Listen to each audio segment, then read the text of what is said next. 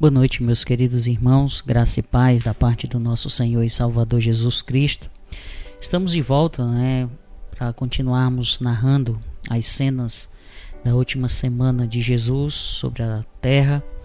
E hoje, terça-feira, 31 de março de 33 depois de Cristo, nós temos então Jesus ensinando aos seus discípulos a lição sobre a figueira sem fruto.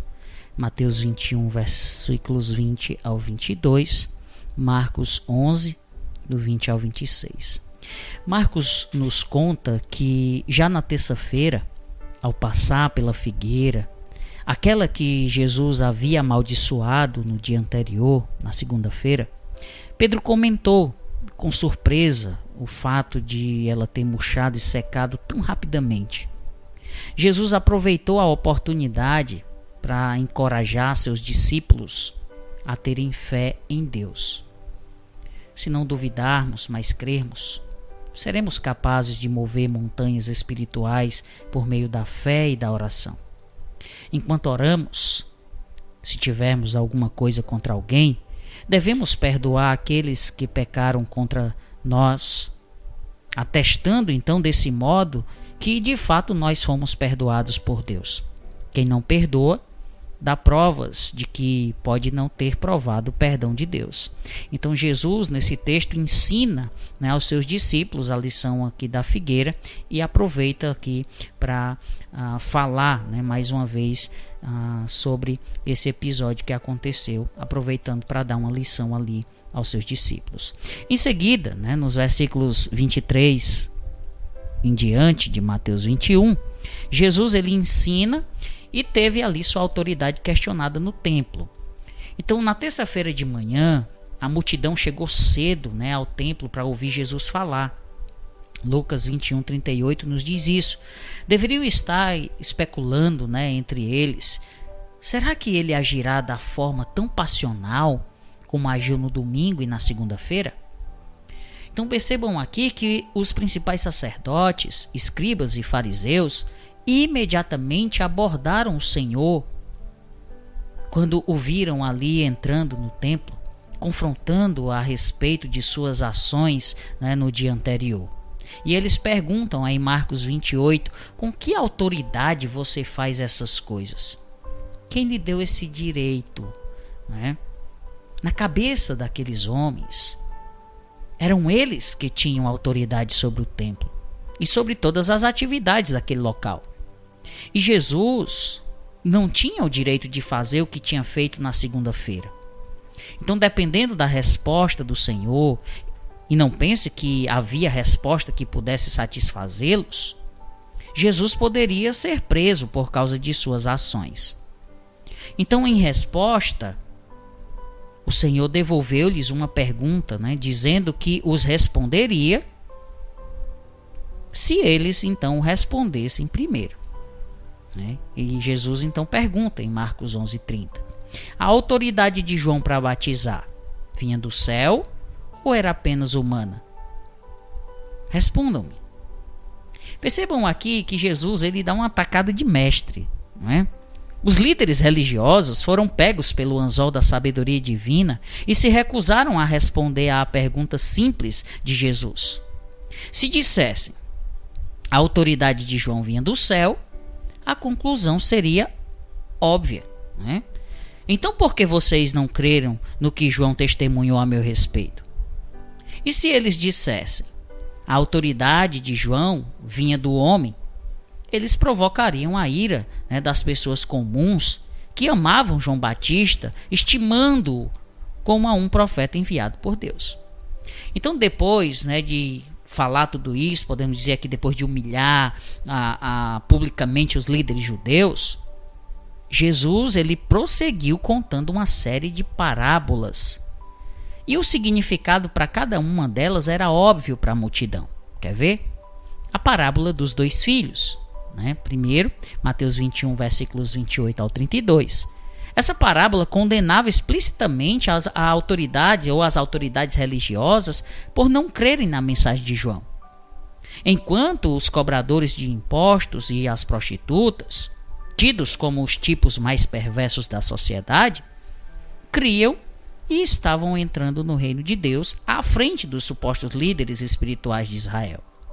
Então essa parábola deve ter enfurecido as autoridades judaicas, mas Jesus colocou mais lenha na fogueira, contando duas parábolas aí endereçadas aos mestres do templo, não é? A parábola dos lavradores maus, Mateus 21, do 33 ao 44, Marcos 12, do 1 ao 11, Lucas 20, do 9 ao 18. Essa parábola aqui pintava os escribas, né, sacerdotes e fariseus, como desobedientes, ladrões e assassinos. Então não havia aqui, percebam bem, não havia aqui nada de sutil, né, nas palavras de Jesus. E os líderes ali religiosos, eles reconheceram prontamente a história como sendo aí, ou como tendo sido contada para eles. Então, se você está aí em Mateus 21, versículo 45, Mateus 21, versículo 45 diz: os principais sacerdotes e os fariseus, ouvindo estas parábolas, entenderam que era a respeito deles que Jesus falava. Então, os líderes religiosos, eles perceberam isso. Eles reconheceram prontamente a história como tendo sido contada, né, contra eles. Então, de fato, essa parábola é uma figura de linguagem, né, com as seguintes correspondências. Aí nós temos a parábola dos lavradores maus. Você pode acompanhar nos textos citados, né? Mateus 21, do 33 até o 44, Marcos 12, do 1 ao 11 e Lucas 20, do 9 ao 18. Nós temos aí Deus como dono da vinha, Israel, aí no caso é a vinha, né? Os profetas de Deus são os servos enviados à vinha. Jesus é o filho do dono da vinha. O julgamento de Deus, né, sobre os líderes injustos de Israel é descrita na morte dos lavradores maus, e a entrega do reino de Deus aos gentios é demonstrada, né, na entrega da vinha a um povo que produzirá aí os devidos frutos. E depois Jesus traz mais outra parábola, né, a parábola do banquete de casamento, Mateus capítulo 22, versículos 1 ao 14. Então essa parábola aqui do banquete aí de casamento repete aí as observações feitas na parábola dos lavradores maus, tá certo? Então a liderança religiosa, a corrente ali, rejeitava o convite de Deus para o banquete, né, o banquete messiânico, né, e seria julgada por causa disso. Mas o convite para o casamento permaneceria aberto, né, permaneceria em pé e seria estendido a todos que desejassem participar. Então Jesus, ele estava aqui claramente, irmãos, ganhando o apoio e a aprovação do povo, ao mesmo tempo que ele expunha o fracasso e a hipocrisia da liderança judaica, né, que era dominante ali. Então as autoridades, por sua vez, não aceitavam de maneira alguma, né, o que Jesus estava ali fazendo. Eles não aceitavam, né, o que eles estavam ouvindo e continuavam ali tentando descobrir uma maneira de prender Jesus. O problema é que eles não conseguiam achar, né, eles não achavam a oportunidade por causa da grande popularidade de Jesus entre as multidões. Então Mateus capítulo 21, versículo 46 vai dizer: e conquanto buscassem prendê-lo, temeram as multidões, porque estas o consideravam como o profeta. Então, bem que eles tentaram, eles estavam esperando, né, tentando aí conseguir ou descobrir uma maneira de prender, mas eles não conseguiram, né, prender exatamente por causa da grande popularidade de Jesus entre as multidões. Então, se eles prendessem Jesus, a prisão causaria um tumulto, né, um tumulto grande. Foi então que os líderes ali, né, recorreram a uma tática mais sutil E eles tentaram então induzir Jesus a incriminar-se, ou seja, produzir provas contra si mesmo. O que foi então que eles fizeram? Então você vai continuar no texto, agora Mateus capítulo 22, né? O capítulo 21 acaba, vai Mateus capítulo 22 começa, Marcos 12, né, também começa, e Lucas 20 a partir do versículo 20. O que foi que eles fizeram? Eles enviaram aí fariseus, né, uma seita judaica conhecida pelo zelo em cumprir a lei, e também herodianos, né, aqueles que eram leais à dinastia de Herodes, para fazer então uma pergunta ao Senhor, cuja resposta a essa pergunta, né, qualquer que ela fosse, forneceria motivos para acusá-lo. Então o que é que eles perguntam? É lícito pagar impostos a César ou não? É lícito pagar impostos a César ou não? Então percebam aqui, irmãos, se Jesus respondesse que sim, né, ele abalaria as expectativas das pessoas, né, sobre ele ser um Messias que combatia o domínio romano, e se ele dissesse não, ele poderia ser preso por fomentar aí a revolta popular contra a taxação de impostos romana. Então a aliança temporária aqui entre herodianos e fariseus, né, adversários políticos e religiosos de Jesus, demonstra-nos claramente que Jesus era visto, né, como uma ameaça a todas as estruturas de poder existentes ali naquele momento. Entretanto, percebam que a resposta inteligente que Jesus deu o permitiu escapar dessa armadilha que foi planejada, né, para ele novamente, né, fugindo então do dilema postulado aí por seus inimigos. Ou seja, Jesus usa uma moeda, né, a moeda usada para pagar o imposto, que continha a imagem de César. Portanto, Jesus deixa claro que enquanto César estivesse no poder, seria sim apropriado pagar impostos a ele, né, ou impostos, melhor dizendo, né? Mas é claro que no reino messiânico, a imagem de César não estaria nas moedas. Então a obrigação não se aplicaria mais. Ao mesmo tempo, Jesus então aproveita para ensinar e instar os seus ouvintes a dar a Deus as coisas que são de Deus, né? Posto que fomos aí todos criados à imagem de Deus, devemos tudo a Deus. Então dá a César o que é de César e dá a Deus o que é de Deus. Essa é a lição que Jesus ele dá ali. Então, além do que, a imagem de César e de deuses romanos em moedas ofendiam profundamente os judeus no primeiro século. Então, sabedor disso, Jesus se desviou com grande astúcia da armadilha deles. E os fariseus e herodianos, né, maravilhados aí com sua resposta, ficaram sem saber o que responder.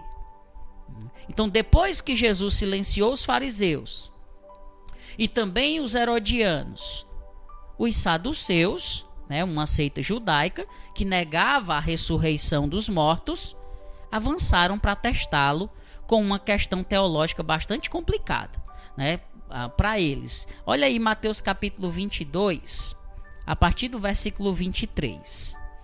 Né? Naquele dia aproximaram-se dele alguns saduceus, Mateus 22, 23, que dizem não haver ressurreição e lhe perguntaram: Mestre, Moisés disse, se alguém morrer, não tendo filhos, seu irmão casará com a viúva e suscitará descendência ao falecido.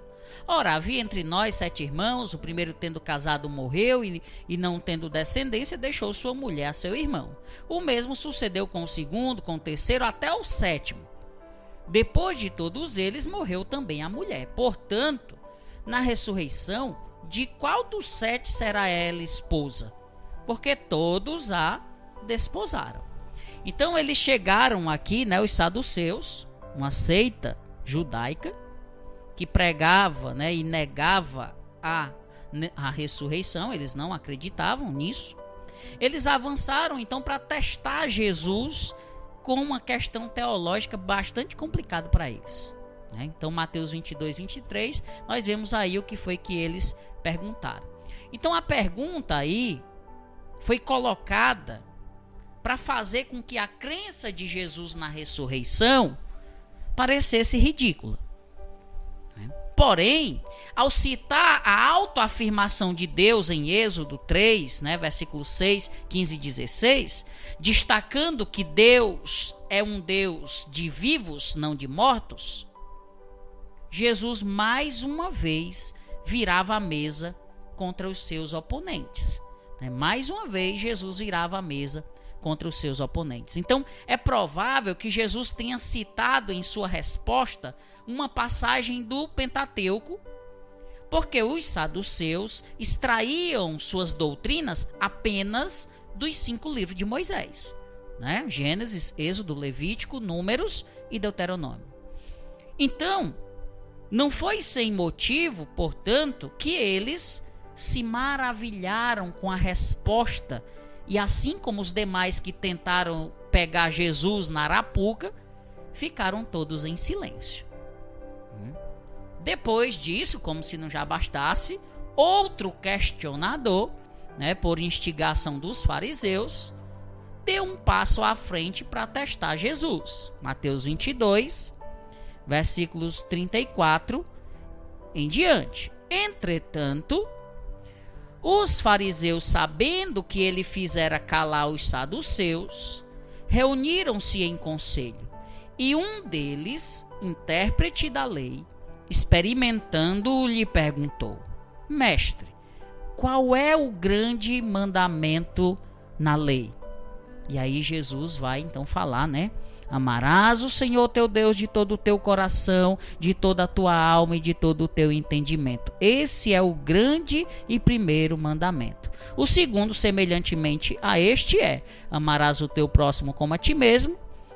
Destes 2 mandamentos dependem toda a lei e os profetas.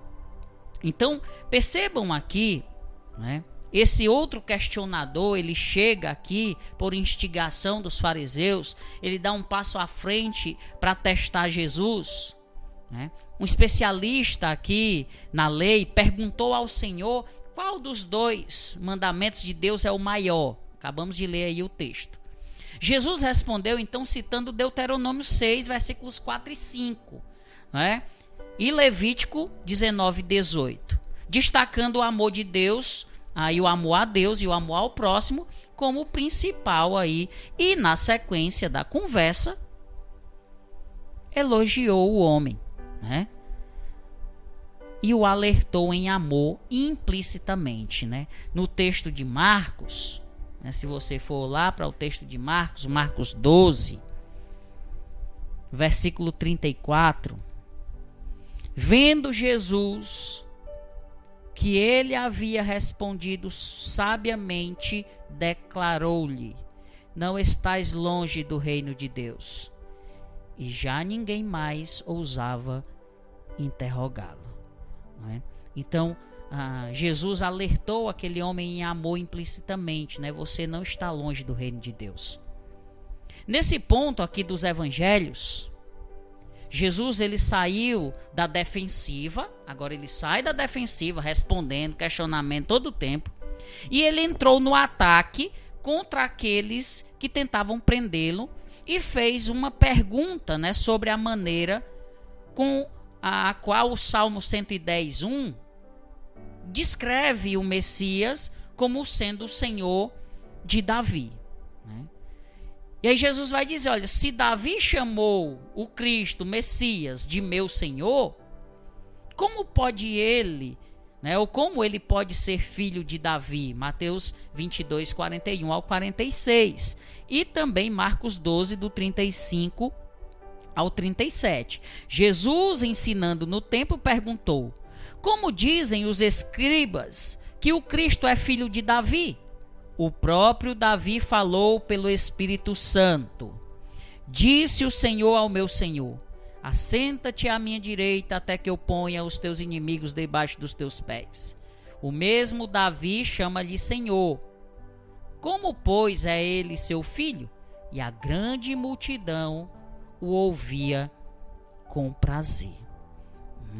Então, Jesus, ele mais uma vez aqui, ele fala com sabedoria. Ser da linhagem de Davi não diminuía o senhorio ou a divindade do Messias. Mas se aquela ancestralidade, fosse interpretada como tendo-o tornado meramente humano, aí sim seria um problema. Mais uma vez, a oposição ficou totalmente confusa. Mateus 22, voltando aí para o texto de Mateus 22. Agora o versículo 46. Mateus 22, versículo 46. E ninguém lhe podia responder palavra, nem ousou alguém, a partir daquele dia, fazer-lhe perguntas. Jesus calou literalmente aquelas pessoas. Então, Jesus tendo demonstrado a incapacidade da liderança religiosa judaica de responder às suas perguntas, Jesus ele lança aí uma crítica tão extensa, quanto contundente aos escribas e fariseus, que vai do capítulo 23 de Mateus aí, versículo 1 até o versículo 39. E capítulo 12 de Marcos, 38 ao 40 de forma resumida, e aí Lucas 20, 45 ao 47. Então Jesus ele advertiu a multidão, contra aqueles hipócritas e guias cegos, e pronunciou contra eles 7 julgamentos na forma de ais. Ai de vós, ai de vós. Jesus fala aí, na versão Almeida Revista Atualizada. Na NVT, ele vai dizer: que aflição vos espera, que aflição vos espera. Então, aquele ataque verbal maciço contra as autoridades religiosas do momento removia todas as dúvidas sobre as intenções, a agenda e os objetivos de Jesus. Então percebam que Jesus ele não desejava aliar-se à liderança judaica. Cristo veio para destituir a autoridade deles e substituí-la aí, pela dele própria. Então não havia como os dois lados sobreviverem ao crescente conflito. Não dava para andar juntos. Parecia que Jesus assumia o poder ou seria morto. Jesus assumiria o poder ou seria morto. Então depois daqui nós temos aí, finalizando a terça-feira, o sermão profético. Jesus ele pregou aí o sermão profético, Mateus 24 e 25, longo. Marcos 13, do 1 ao 37, e Lucas 21, do 5 ao 36. Então, quando Jesus ele estava se retirando do templo, ao anoitecer aí da terça-feira, seus discípulos se aproximaram dele e começaram a enaltecer aí, para ele o tamanho e a grandeza dos edifícios no complexo do templo, de Jerusalém. Em resposta, então, a essa ação dos discípulos, Jesus profetizou que o dia estava se aproximando rapidamente, quando nenhuma pedra seria deixada sobre a outra. Tudo seria jogado no chão, Jesus vai dizer aí a seus discípulos. Então, quando Jesus e seus discípulos pararam para descansar no Monte das Oliveiras, seus seguidores foram a ele e perguntaram em particular sobre o tempo daquela profecia. E eles dizem: diga-nos quando isso tudo vai acontecer. Que sinais indicarão aí que essas coisas estão prestes a se cumprir? Marcos 13, versículo 4, Lucas 21, 7, Mateus 24, 3. Então, a pergunta dos discípulos, em Marcos e Lucas, refere-se ao momento da destruição do templo. Enquanto a forma aí da pergunta registrada por Mateus, dizem os estudiosos, a maioria deles, alude aí ao fim dos tempos. Ou seja, os discípulos aí, meus queridos irmãos, não pensavam que o templo seria destruído antes do fim dos tempos. Eles não tinham isso em mente. Então, a longa resposta de Jesus aqui em Mateus, Marcos e Lucas, diferenciou sutilmente os dois eventos.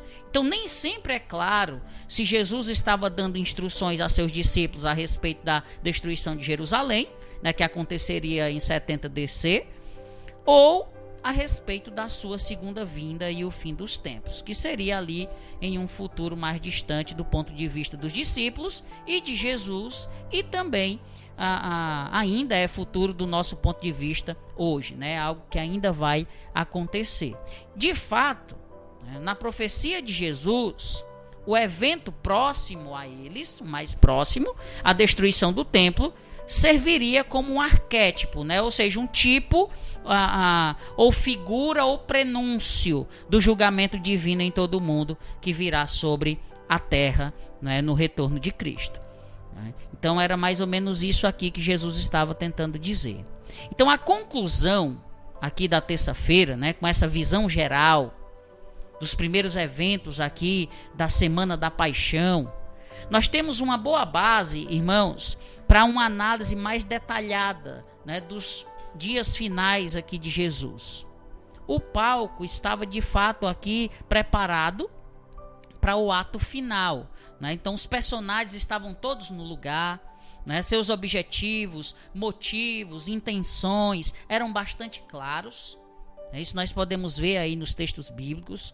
O rei tinha vindo então para inaugurar aqui tudo isso, né? E lançado um desafio claro, direto, né, às estruturas reinantes do poder político, econômico e religioso. Né? Então o drama chegaria ao final apenas de uma maneira, entre duas. Ou Jesus derrubaria os poderes reinantes e estabeleceria seu reino messiânico, ou ele seria morto. Ninguém naquela época ali poderia imaginar que no pleno, ou no plano eterno, melhor dizendo, né, no plano eterno de Deus e misterioso, havia aí uma terceira opção. Né? Jesus morreria, mas ressuscitaria vitorioso sobre a morte e o pecado, estabelecendo para sempre aí, né, o seu reino. Então, terminamos com a pergunta, né? Então vem aqui aquele momento de meditarmos naquilo que ouvimos. O que é que nós podemos aprender? Né? Qual aplicação nós podemos então extrair destes incidentes da terça-feira da última semana de Jesus? E aqui, para a gente poder pensar, esse dia na vida de Jesus, ou seja, a sua última terça-feira antes de terminar-se publicamente aos olhos da multidão. O Senhor, no entanto, de forma sábia, de forma corajosa, deu respostas contundentes e convincentes a cada uma das indagações de seus opositores. Então aqui nós podemos ver quanta glória, irmãos, quanta sabedoria no uso das palavras, né? Jesus ele tinha, quanta perspicácia aqui para discernir o coração humano, né? Quanta verdade penetrante aí e ao mesmo tempo dolorosa, mas que como um bisturi precisava de fato, meus queridos irmãos, primeiro cortar e expor ali o tumor, para que só então se possa extrair e curar o câncer do coração orgulhoso. Então, os líderes religiosos ali não suportaram o procedimento cirúrgico que Jesus estava fazendo. Né? Como ratos e baratas que, ao acender da luz, correm para os buracos, né, e se escondem nos buracos, aqueles homens ali se calaram, recolheram-se, né, e prosseguiram nutrindo o orgulho aí do coração com ódio e planos de morte. E nós? E você? Como você reage às palavras de Jesus? Essa então é a pergunta para que nós possamos meditar sobre o que nós ouvimos hoje. Como você reage às palavras de Jesus? Melhor, como você reage quando alguma verdade com intenção de curar lhe é dita? Como é que você reage? Quando alguma verdade com intenção de curar lhe é dita? Você contra-ataca? Você parte para cima? Você contra-argumenta, você se defende, você acusa, ou você corre e se esconde nos buracos, como os ratos e as baratas? Meus irmãos, o conselho para nós é: deixa a luz da verdade de Jesus expor o nosso coração, orgulhoso e pecaminoso muitas vezes. Venha de quem vier. O importante é que a verdade seja dita. Devemos aceitar o corte da graça de Deus, deixar sangrar, deixar escorrer o pus da infecção do pecado muitas vezes.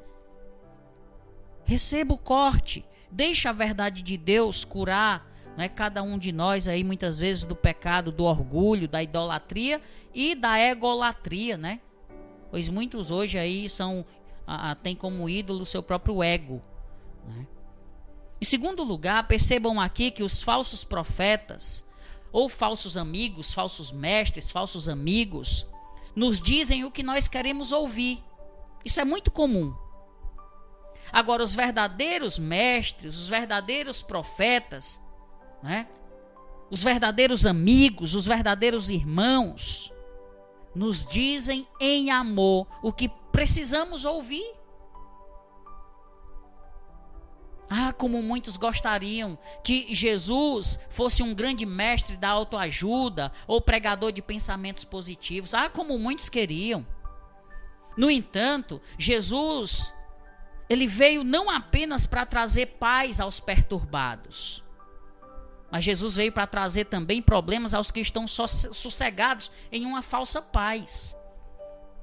Então nós devemos ser como Jesus. Use suas palavras para curar, para perturbar, para sarar. Quando errar, no uso das palavras, e nós erraremos, arrependa-se, peça perdão, haja para a reparação. Tempere suas palavras com o sal das Escrituras. Espalhe verdade e salvação, mas lembre-se, diga a verdade em amor.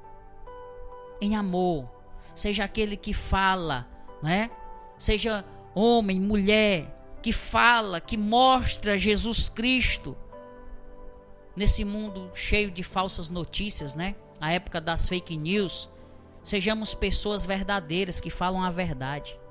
E por fim, grande parte da narrativa aqui da terça-feira de Jesus foi dedicada aqui a documentar o grande sermão profético, Mateus 24 e 25, os 2 capítulos. A intenção é nos alertar para o grande e terrível dia do julgamento do Senhor. O que se ouve do Senhor? O que se ouve então do Senhor? Olha, não siga pela vida dormindo no pecado. Não enterre seus talentos. Seja vigilante, seja operante, Diga a Jesus que você confia nele para salvá-lo do julgamento dos dias do fim que se aproxima. Então, se sua fé é grande ou pequena, isso não importa. Uma pequena quantidade de fé nos fará percorrer um longo caminho no reino de Deus, levando-nos à vida eterna. Então, a minha oração, meus queridos irmãos, finalizando aqui nessa noite, é que Deus nos abençoe na nossa peregrinação e nos dê sabedoria cada dia mais para observarmos as palavras do Senhor e buscarmos aí a prática delas em nossas vidas. Então que Deus nos abençoe. Curvemos nossas cabeças. Quero agradecer aos irmãos que têm participado conosco. Deus seja louvado nesse tempo que nós estamos tendo. Vamos orar então, finalizando essa terça-feira. Pai Santo, Pai querido, nós te louvamos e te bendizemos, pois só o teu nome é santo. Obrigado, ó Pai, pela tua palavra que é viva, santa e eficaz. Nos dá sabedoria para meditarmos, ó Pai, nela. Ajuda-nos, ó Deus, a fazermos aquilo que é do teu agrado. Que o Senhor, ó Pai, através do teu Espírito Santo que habita em cada crente, possa nos direcionar a uma forma de viver, ó Pai, que em todos os aspectos glorifique o teu nome. Nos ajuda, ó Pai, a sermos verdadeiros, a sermos, ó Pai, cada dia mais parecidos contigo. Abençoa, Pai, esses teus servos que têm, ó Pai, dedicado tempo a ouvir mais a tua palavra. Sei com cada um deles Supre, ó Pai, as suas necessidades, sejam elas físicas, espirituais, materiais.